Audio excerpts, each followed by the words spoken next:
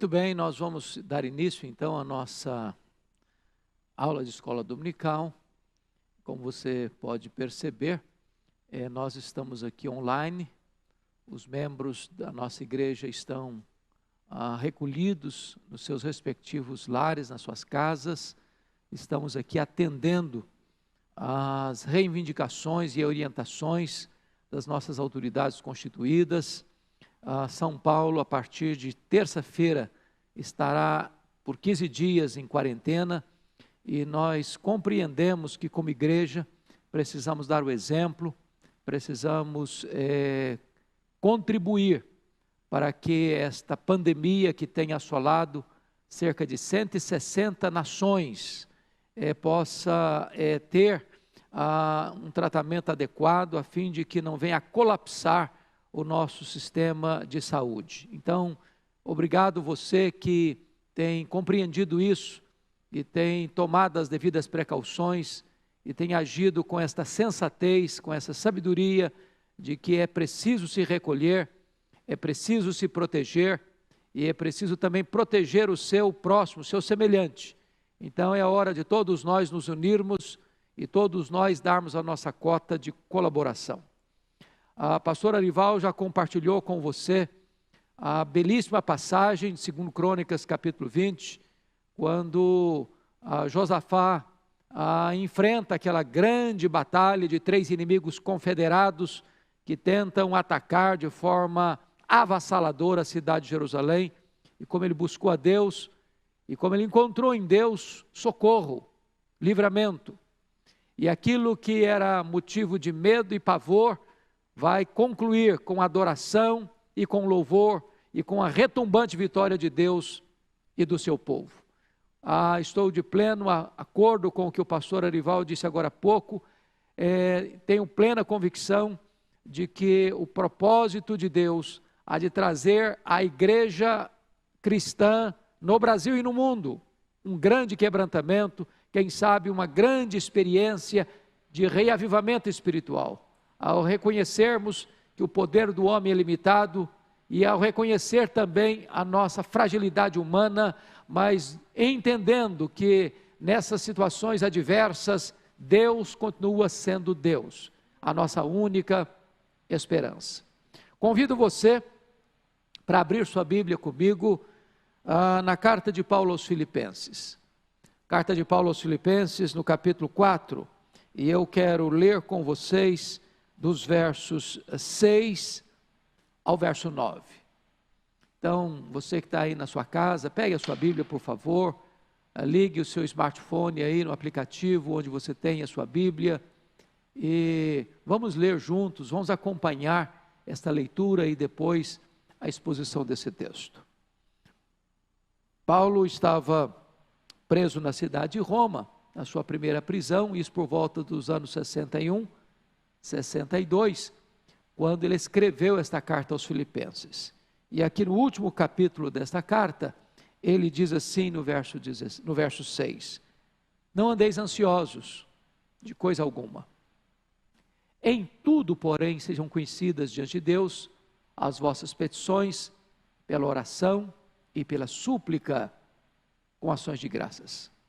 E a paz de Deus, que excede todo o entendimento, guardará o vosso coração e a vossa mente em Cristo Jesus. Finalmente, irmãos, tudo que é verdadeiro, tudo que é respeitável, tudo que é justo, tudo que é puro, tudo que é amável, tudo que é de boa fama, e se alguma virtude há, e se algum louvor existe, seja isso que ocupe o vosso pensamento. O que também aprendestes, e recebestes, e ouvistes, e vistes em mim, isso praticai, e o Deus da paz será convosco. Bom, o apóstolo Paulo está tratando aqui de um assunto que é a agenda do dia do brasileiro, nesses dias de uma comoção nacional, em virtude dessa pandemia que surgiu na China, dali vai para o Irã, dali se espalha para outros países asiáticos, chegando na Europa, chegando na América do Norte, chegando agora na América Latina, já chegando também na África e hoje já atingindo mais de 160 nações do mundo. É o problema da ansiedade. Esse é um problema tão comum, tão democrático, que atinge pessoas de todas as classes, de todos os estratos sociais, de todas as faixas etárias, de todos os credos religiosos. Eu não sei como é que você está lidando com este problema aí dentro da sua casa. Talvez o medo, que nós chamamos talvez aqui de ansiedade ou preocupação. Os empresários estão preocupados. E com certa razão. Seus produtos não estão sendo escoados. Os compromissos com os seus empregados, como é que salda, como é que cumpre, como é que atende essa agenda. Os trabalhadores estão preocupados. Se os seus patrões não conseguem escoar os seus produtos, será que o seu emprego vai ser mantido? Talvez você que trabalha aí na informalidade está preocupado, porque você não pode sair para vender os seus produtos e também não encontra ninguém na rua para comprá-los. Talvez você que está aí em casa preocupado, porque você tem pessoas idosas que são mais vulneráveis a um contágio de uma epidemia e pandemia como esta. Talvez você está aí ansioso e preocupado com os desdobramentos dessa crise, até onde ela vai, até quando ela vai, o que vai ser depois. É natural que nós fiquemos às vezes aflitos e angustiados, ansiosos e até preocupados com aquilo que nós não conseguimos administrar. E eu queria então olhar esta passagem com você e ver à luz do que está escrito como vencer esta ansiedade. Primeiramente vamos entender o que é ansiedade. Não andeis ansiosos, diz Paulo. Bom, a palavra ansiedade na língua grega traz a ideia de ser asfixiado, de apertar o pescoço e tirar o oxigênio, de tirar o fôlego e a respiração. É algo que vem de forma tão avassaladora sobre você, que parece que você perde a capacidade de respirar, a capacidade de viver. E essa é a palavra que Paulo está usando aqui, não andeis ansiosos. Quando você vai para esta carta aos Filipenses, Paulo trata em 4 capítulos nesta carta, sobre os assuntos que podem nos levar à ansiedade. No capítulo 1, ele mostra, ele evidencia que as circunstâncias que nós não administramos podem nos deixar ansiosos. Esse é o problema hoje do Covid-19. Nós temos o presidente da República, nós temos o seu ministro da Saúde, nós temos os outros ministros que têm uma ação coordenada, nós temos os governadores e todo o aparato político e toda a administração do Estado, da República, debruçado sobre esse assunto. Mas nós não temos uma solução definitiva. É algo que foge ao nosso controle, escapa ao nosso domínio, à nossa administração. Nós lidamos com o inimigo invisível. É uma guerra que você não vê a face do inimigo. E estamos então expostos a circunstâncias difíceis. E Paulo vai tratar no capítulo 1 de Filipenses sobre essas circunstâncias difíceis, adversas. Era plano dele, era sonho dele, era desejo dele ir a Roma. Mas ir como missionário, ir para pregar, ir para distribuir a mensagem do Evangelho ao povo de Roma, à igreja de Roma. Mas ele chega em Roma preso, ele chega em Roma algemado, ele chega em Roma como ele não planejara chegar. As circunstâncias foram adversas e fugiram e escaparam do controle dele. Porém, ele diz algo maravilhoso no capítulo 1, versículo 12. Ele diz assim: meus irmãos, eu quero que vocês saibam que as coisas que me aconteceram têm antes contribuído para o progresso do Evangelho.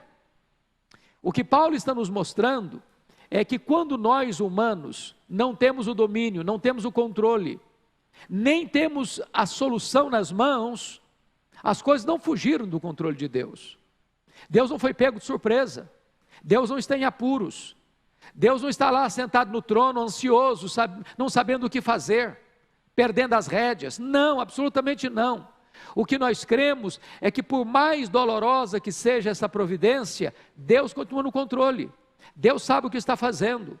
E Ele não há de permitir que nada aconteça sem que isso redunde em glória para o seu nome, em progresso para o Evangelho, em bênção para as pessoas.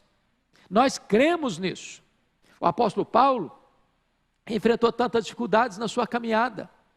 Ele foi perseguido em Damasco, ele foi rejeitado em Jerusalém, ele foi esquecido em Tarso, ele foi apedrejado em Listra, ele foi açoitado em Filipos, ele foi escorraçado em Tessalônica, ele foi enxotado em Bereia, ele foi chamado de tagarela em Atenas, ele enfrentou problemas de oposição em Corinto, a ponto de chamá-lo de impostor, enfrentou feras em Éfeso, ele foi preso em Jerusalém, ele foi completamente acusado em Cesareia, ele enfrentou um naufrágio para Roma, ele foi picado por uma cobra em Malta, ele chega em Roma preso e algemado, mas ele diz assim: eu quero que vocês saibam de uma coisa, as coisas que me aconteceram têm antes contribuído para o progresso do Evangelho.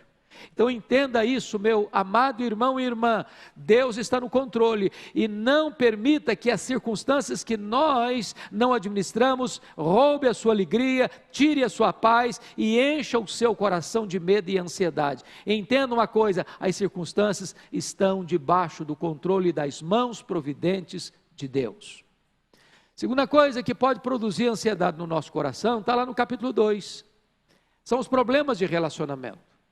E Paulo no capítulo 2, versículo 5, ele diz: tende em vós o mesmo sentimento que houve também em Cristo Jesus.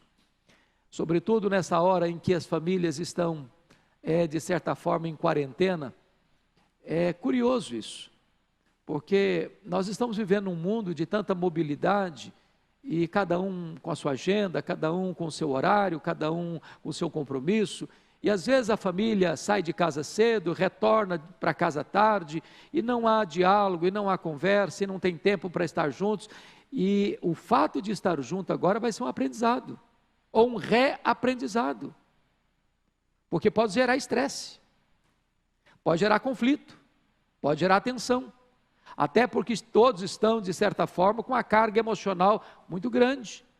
Então é hora de você estar muito atento para que o fato de você estar dentro da sua casa, talvez o dia inteiro, por 15 dias ou até mais, não estresse vocês, não desgaste vocês, não leve vocês a uma tensão, a um conflito, a um enfrentamento desnecessário que vai agravar a ansiedade, o temor, a preocupação, a angústia no seu coração. Quando Paulo escreve sobre isso, é porque na igreja de Filipos havia tensões, havia partidarismo, havia vanglória, havia irmãos que só pensavam nele mesmos, haviam pessoas que não tinham capacidade de olhar para o outro com misericórdia, com doçura, com graça, e nós precisamos aqui distensionar os nossos relacionamentos, nós precisamos aqui olhar para a vida com os óculos do outro, com as lentes do outro, para que nós não sejamos egoístas e não queiramos que o mundo gire ao nosso redor. Você, eu, não somos o centro do universo. A linha de comportamento cristão é Deus primeiro, depois o outro, só então eu. Então Deus vem em primeiro lugar, depois vem o outro, depois o eu, porque se você colocar o eu na frente, você vai ter tensão dentro da sua casa, você vai ter motivos de ansiedade aí dentro do seu lar. Então Paulo está dizendo, não andeis ansiosos. Mas no capítulo 3, Paulo vai mostrar uma outra razão para gerar ansiedade no nosso coração, que é a preocupação com as coisas materiais. Ele diz isso lá no capítulo 3, verso 19, algumas pessoas só se preocupam com as coisas terrenas, e eu sei que este é um momento de grande angústia. Eu estou com 61 anos, eu não me lembro de uma crise tão aguda, tão abrangente, quanto a que estamos vivendo esses dias, e talvez, eu não conheço nenhum momento da história, pelo menos nos últimos tempos, onde nós tivéssemos que enfrentar uma crise tão ampla, e de todo mundo está sofrendo os esbarros da economia. o crescimento do país vai cair, os prejuízos vão ser enormes. Isso não é realidade, é uma constatação. E se nós não tomarmos cuidado, os esbarros financeiros, os embates que o governo, que a economia do nosso país e a economia global, ou das grandes empresas, ou das médias empresas, ou das pequenas empresas, ou de você como cidadão, pode deixar você muito ansioso. Como é que vai ser? O que será? Como é que eu vou administrar isso? Os meus recursos vão desidratar, vão enxugar, e como é que eu vou lidar com isso?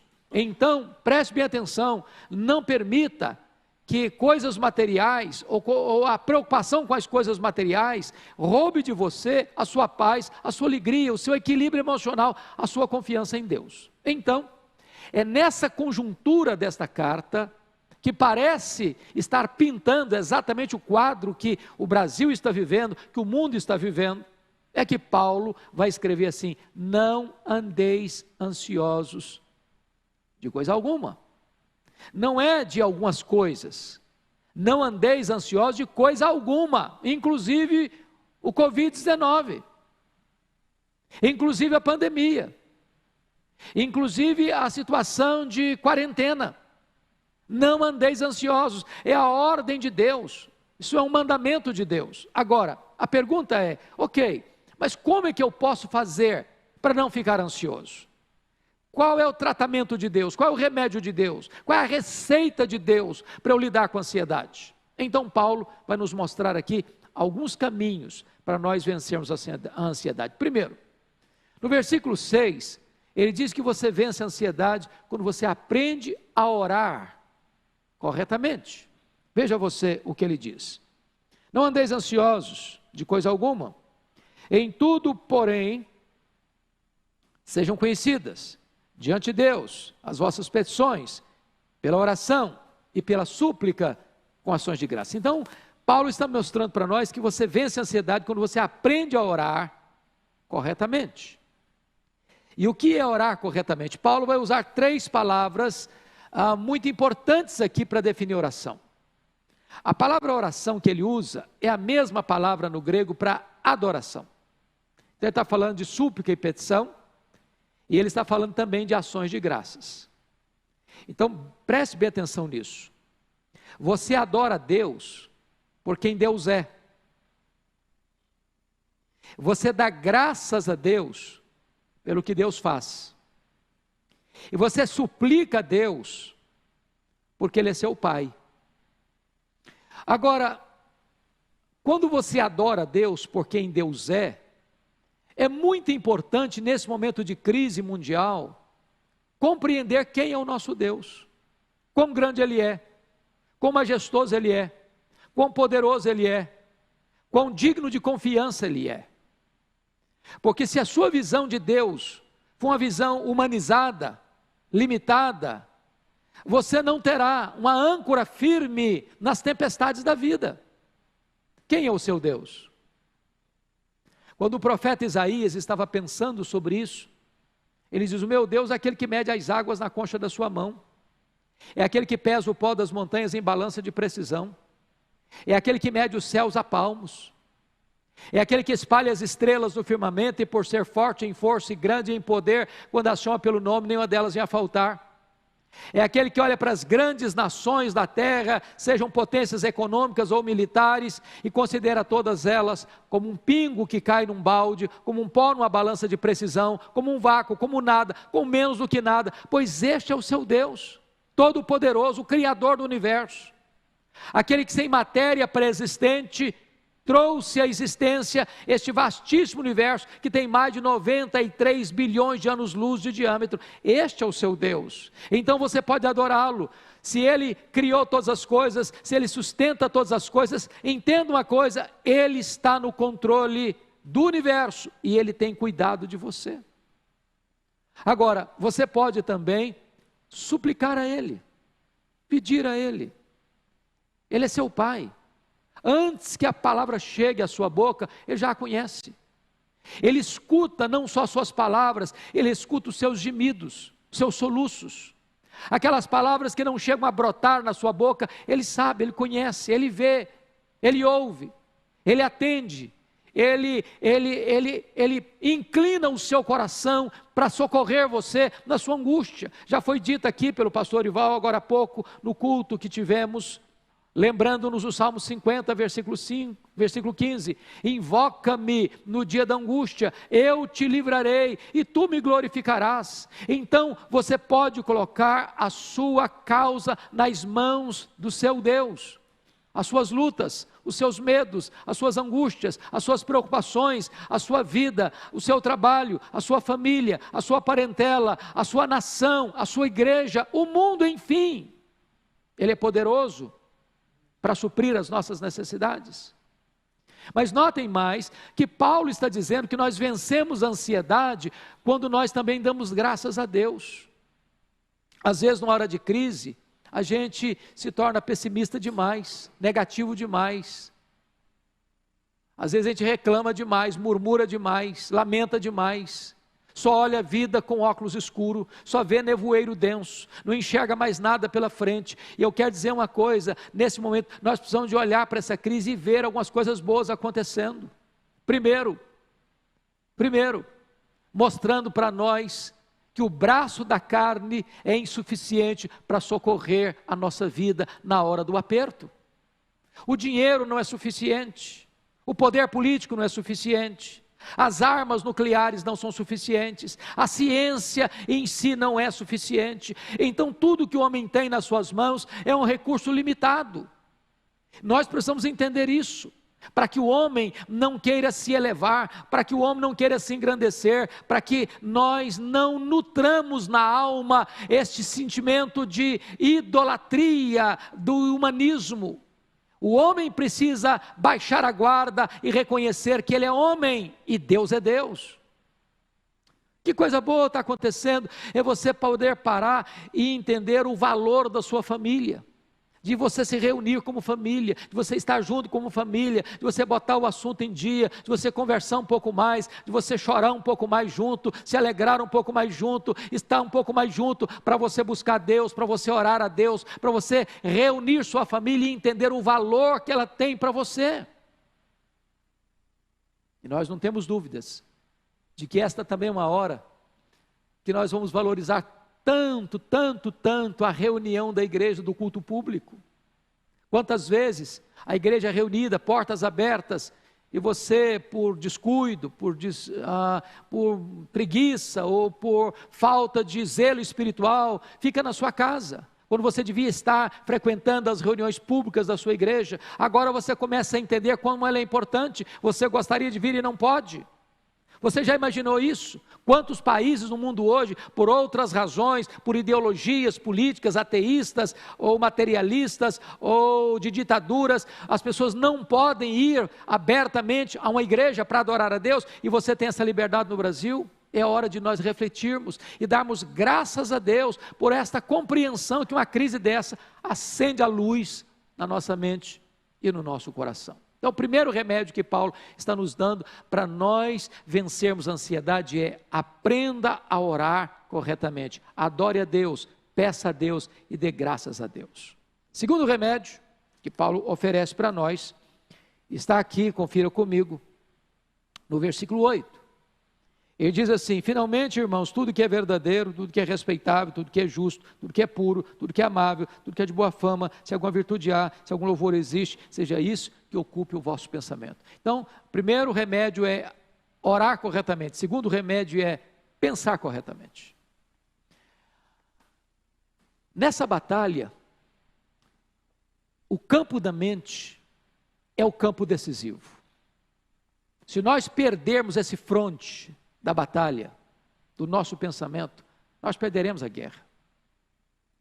Muito cuidado com o que você está colocando na sua mente. Muito cuidado com aquilo que você está ouvindo, porque às vezes as pessoas também estão em casa só ouvindo notícias, e ela está empanturrando o seu coração de tanta informação, de tanto medo, de tanta angústia, que ela está em casa, mas muito apavorada. Para um pouquinho. Até porque tem muitas notícias torcidas, tem muito fake news, tem muitas notícias que estão aí apenas para perturbar a sua alma, para afligir o seu coração, para maximizar o problema, para minimizar a esperança e trazer para você mais pânico e desespero. Então, alimente a sua mente com a verdade. Alimente a sua mente com o que é justo. Alimente a sua mente com o que é puro. Alimente a sua mente com aquilo que é louvável. Alimente a sua mente com aquilo que é de boa fama. Se alguma virtude há, se algum louvor existe, seja isso que ocupe o vosso pensamento.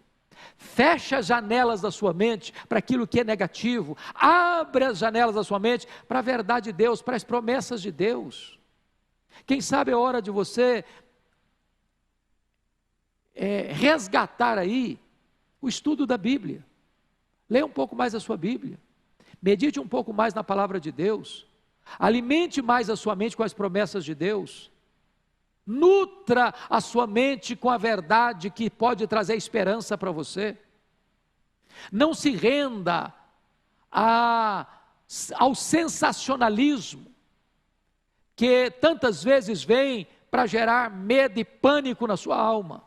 É hora de você agora pôr guarda na sua mente, é hora de você colocar sentinela ao redor do seu coração, é hora de você substituir o medo, a ansiedade, pela paz de Deus que excede todo entendimento e colocar na sua mente, na sua cabeça, coisas boas.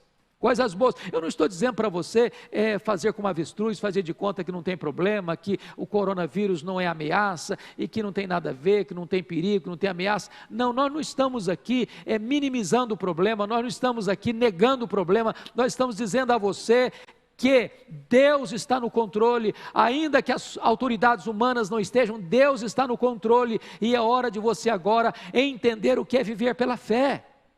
É na crise, é na tempestade que você conhece aqueles que são verdadeiramente cristãos, que põem em Deus a sua confiança, e aqueles que são apenas nominais. Então, alimente a sua mente com a verdade de Deus.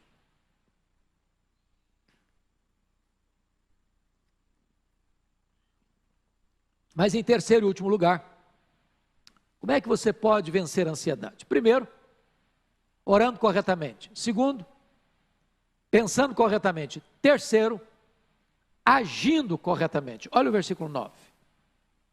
Está escrito o seguinte: o que também aprendestes, e recebestes, e ouvistes, e vistes em mim, isso praticai, e o Deus da paz será convosco.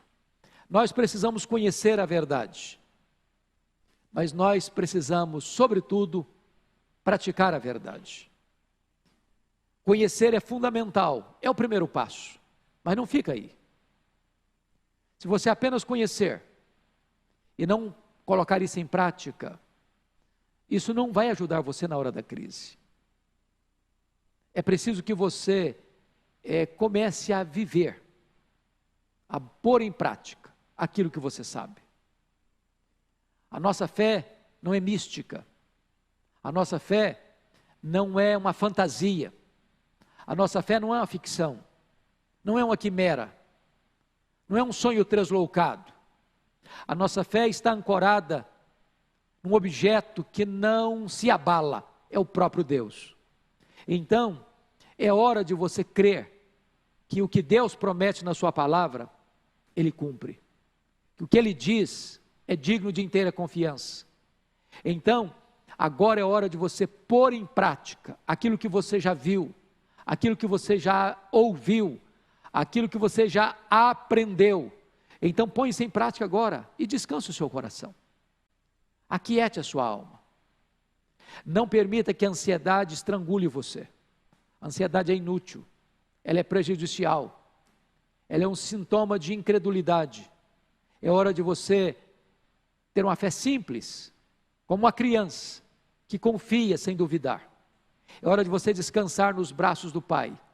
É hora de você aquietar a sua alma nos braços do Deus eterno.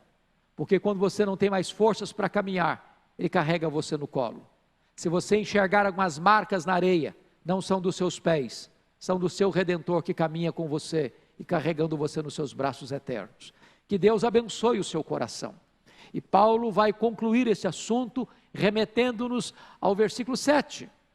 Quando você lida com a ansiedade da maneira correta, orando corretamente, pensando corretamente, agindo corretamente, em vez da ansiedade, você experimenta a paz de Deus, que vem guardar sua mente e seu coração em Cristo Jesus. A palavra guardará aqui é montar guarda, é montar sentinela. Deus vem e monta uma sentinela ao redor da sua cabeça. Deus vem e monta uma sentinela ao redor do seu coração. E quando a ansiedade tenta entrar, quando a ansiedade tenta furar esse bloqueio, quando a ansiedade vem para atacar você pelos flancos da sua vida, a paz de Deus, ela aqui está guardando a cidadela da sua mente e a cidadela do seu coração, a sua razão e o seu sentimento. Ela protege você, ela guarda você, e você então não é atingido pela ansiedade estranguladora. O que Paulo está dizendo para você e para mim é que você pode, em vez de ansiedade, experimentar a paz de Deus. E lá no versículo 9, ele diz que você terá também a companhia e a presença do Deus da paz. Então você terá a paz de Deus e você terá o Deus da paz com você. Nesses dias de tanta aflição na nação brasileira e no mundo, eu quero encorajar então você a não ficar ansioso. Ao contrário, eu quero encorajar você a desfrutar de forma maiúscula, superlativa e plena a paz de Deus e caminhar com o Deus da paz. O Deus da paz estará com você e com Ele vem a sua paz, que vai inundar o seu coração, vai inundar a sua mente e você passará por essa crise vitoriosamente para a glória de Deus. Deus abençoe profundamente a sua vida, Deus abençoe profundamente o seu coração. A Igreja Presbiteriana de Pinheiros está aqui em oração por você. Nós não estamos tendo os cultos públicos, mas pastor Arival, a equipe pastoral que o acompanha, a liderança que o acompanha, esta igreja está de plantão em oração por você, desejando que Deus abençoe sua vida e abençoe a sua família. Eu sei que tem pessoas que nos acompanham das mais diversas partes do mundo. Nós estamos aqui também de plantão, orando por vocês, que estão em outras nações, orando para que Deus sustente vocês, guarde vocês, proteja vocês e dê a vocês toda a paz que excede todo entendimento. Eu quero orar agora em favor de vocês, e depois dessa oração, nós teremos um pequeno intervalo, e retornaremos para o culto das 19 horas, e contamos com a sua presença conosco. Então nós vamos orar, onde você está aí, ore conosco por favor. Deus amado, nós te adoramos, porque Tu és o único Deus vivo e verdadeiro, não há outro refúgio, não há outra esperança, Tu és a nossa paz, e Tu és o Deus da paz. E a Tua paz agora, Senhor, está aqui para ser derramada no nosso coração, para guardar a nossa mente, guardar o nosso coração, a nossa razão e a nossa emoção. Deus, nós oramos para que Tu acalmes o coração das pessoas que estão nos assistindo, dando a elas serenidade, dando a elas descanso, confiança, sabendo que Tu és o Deus Todo-Poderoso que está no controle e no domínio do universo e dos detalhes da nossa vida. Entregamos nas Tuas mãos, Deus, a Tua igreja espalhada pelo mundo. Guarda o Teu povo, proteja o Teu povo, reaviva a Tua igreja, Deus. Sopra sobre nós o Teu sopro e traz sobre nós um grande alento espiritual.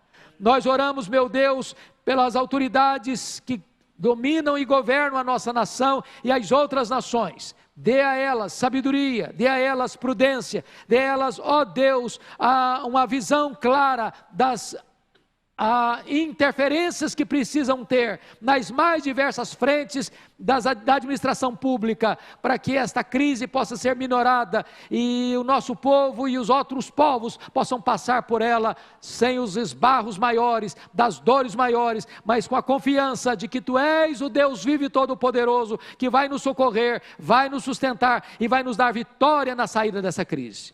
Muito obrigado, Deus, por esta hora preciosa, quando podemos abrir a Tua palavra e nela meditar. Louvado seja o Teu nome, abençoa o Teu povo e dá-nos a Tua graça, a Tua paz, a Tua alegria, o Teu sustento, em nome de Jesus e para a glória de Jesus. Amém. Deus abençoe sua vida. Pequeno intervalo, 19 horas, estaremos de volta aqui nesse lugar. Deus abençoe você e até lá.